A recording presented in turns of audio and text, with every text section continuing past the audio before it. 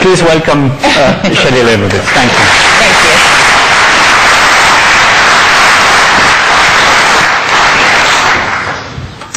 This on? Perfect. Okay, so if you do enough speaking as a woman, what you find is, can anyone use their innovation skills to figure out the problem here? No belt to put the mic kind of thing. So when somebody can invent something for women who speak publicly, it would be really, really appreciated.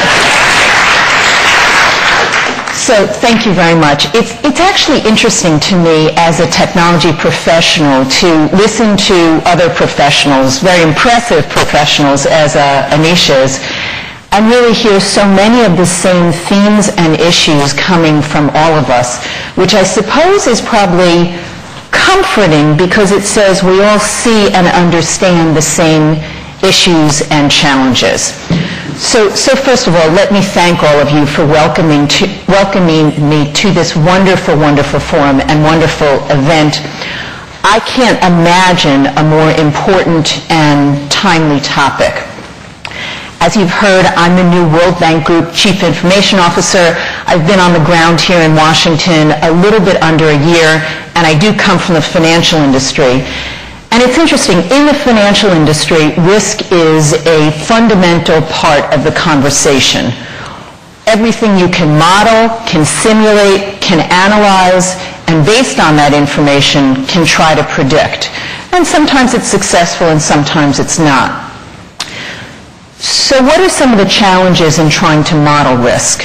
Well, like modeling anything, I think some of the most important challenges are as follows. First, understanding what the models actually are and do. Second, understanding what the models actually tell us and how to interpret the results. Third, the key underlying assumptions that go into the models. And fourth, the parameters within which those assumptions are or aren't valid.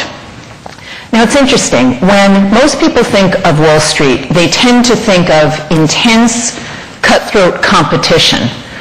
But I think as we've all learned from the latest financial crisis, the financial industry is a highly interdependent, highly interconnected system.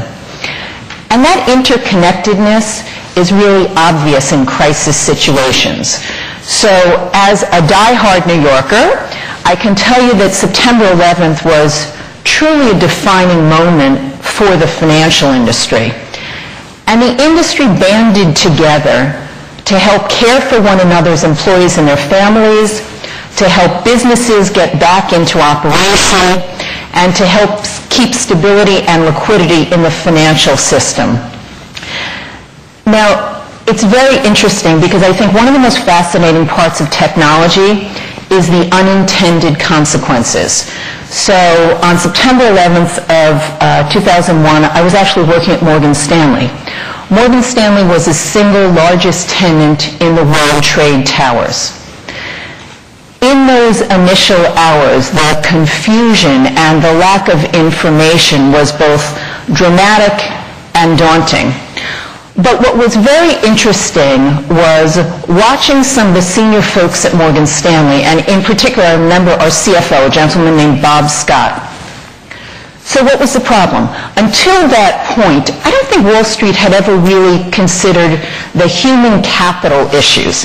I mean, Wall Street was always very good, or believed they were very good, at issues of market risk and credit risk and even operational risk and technology risk and supplier risk and legal and regulatory and all kinds of risks, but I don't think until that point they ever really thought seriously about human capital risk. So here was the problem in the first minutes and hours that Morgan Stanley was faced with as the largest tenant in the World Trade Center. First and foremost, where are your people? Are they alive? Have they survived? Have they gotten out? So it was fascinating because Morgan Stanley had a couple of important things. In 1997, Morgan Stanley and Dean Witter merged, okay? Dean Witter happened to have a subsidiary called Discover. You may have a Discover credit card. We also, being a highly centralized organization, Morgan Stanley had a single HR platform for all of its employees. So on September 11th, within a matter of, I don't know, maybe a half hour or an hour, what we were able to do, and this is clearly before the days of social networking and the Facebook and Twitters of the world, what we said is, well, wait a minute. We have a centralized database of all of our employees. We have call centers in the Midwest that are used to taking in massive volumes of calls and responding to them. If we can just get a phone number flashed on CNN to say, all Morgan Stanley employees, please call 1-800-DISCOVER to report your whereabouts, within a matter of hours, we were able to locate the vast majority of our people, and I'm happy to report that the vast majority of the people at Morgan Stanley were just fine. But it was very interesting to see in a crisis situation how some of the unintended capabilities of technology allowed smart people to piece things together and create a really important capability that allowed the organization to figure out where people were in a pretty timely manner. Now, as I look around this room, many of you are a new generation.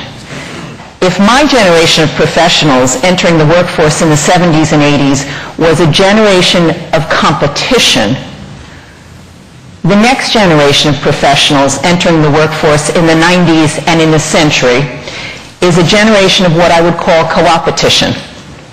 There is competition across businesses and across industries, but the world is now interconnected as never before, where partnerships, alliances, and cooperation not only matter, but are truly requisite to success for the good of businesses, for the good of societies, and for the good of individuals.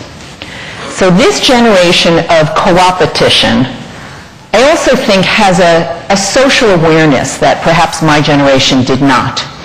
An awareness of issues such as climate change and the environment, human rights, and supporting basic human needs across borders, across cultures, and across societies, as well as a willingness and an ability to mobilize and take action in new and often virtual ways.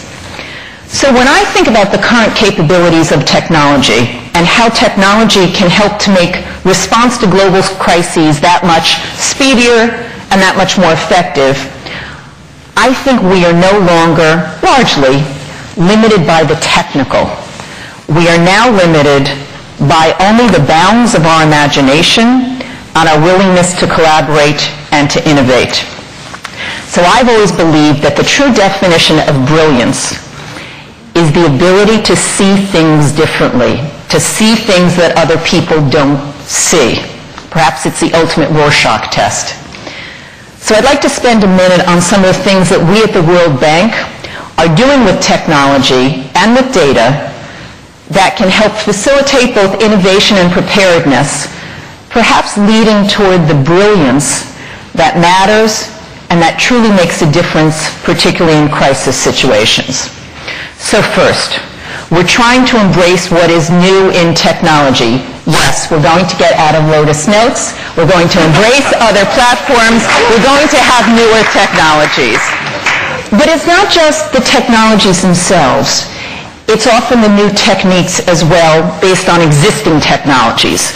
So cloud computing, anytime, anywhere access, is not a new technology, but it's really a clever putting together of existing technologies. So I believe that one of the greatest things the leaders of the open source movement did was not about technology, but it was about a new operating model, a different way of thinking about collaboration, sourcing of knowledge, and the greater public good. Again, at the World Bank, we're also trying to learn from the consumer world and the consumerization of technology. No longer are large institutions early adopters. I think it was the Harvard Business Review the January issue, talked about how for most people in professional arenas, they feel that they have more current, more helpful, and more functional technology platforms at home than they do in their offices. Change is coming from the consumer world rather than from large institutions. The social networking phenomenon was driven by a whole generation of digital natives, like many of you, like my own teenage children. We also continue to focus on important and strategic partnerships. Anish referred to this. With many of the organizations sitting in this room today, there can be no more not invented here syndrome, or we'll do it ourselves because we know best. That is no longer acceptable. At the World Bank as well, we're trying to create what I like to call porous walls for information and collaboration. Information and knowledge needs to flow in and out. The World Bank has recently announced some new strategies and policies, such as our access to information and open data, open knowledge initiatives. This is all about technologically opening up the walls of the institution in open and collaborative ways to share our IP, our research, and our knowledge. These are fabulous, fabulous developments. Take a look at data.worldbank.org, where you can now download the World Bank development indicators for free. That's a big deal. We're also trying to be very thoughtful and very creative on issues of privacy and security. You know, the challenge with this stuff is how to enhance what you do and not be inhibited by these issues. They're critical, they're critically important, but they can't mean closing the doors. If they do, we have failed. And I would say the last key thing we're trying to do at the World Bank is to try to make agility and the ability to respond and be effective in ways that matter part of our fundamental operating model and fused throughout the organization in every way. The World Bank has long understood the role that ICT, information and communications technologies, can play in stimulating sustainable economic growth, increasing productivity, improving public services, promoting transparency and good governance, enhancing social inclusion, providing opportunities and jobs, and ultimately, and most importantly, reducing poverty. We are the largest multilateral financer and provider of policy advice in the field of ICT in developing countries. To quote my colleague, Kathy Sierra, Vice President of Sustainable Development at the World Bank and Chair of the Global Facility for Disaster Reduction and Recovery, when disaster strikes, the most vulnerable endure the greatest impact. The world's poorest countries and people suffer disproportionately from hurricanes, earthquakes, floods, and other natural hazards.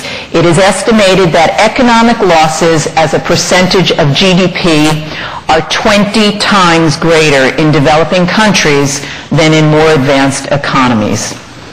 Again, I can't imagine a more timely, relevant, or important topic to talk about, to figure out greater ways to innovate, to share ideas and experiences, and to make progress on. I hope the next few days exceed all of our expectations in finding methods and opportunities for innovation, for preparedness, and for collaboration. I'd like to personally, and on behalf of the World Bank, thank everyone who has given their time, their knowledge, their experience, and their energy toward this most important topic. I know this will be an important event and a fruitful few days. Thank you very much.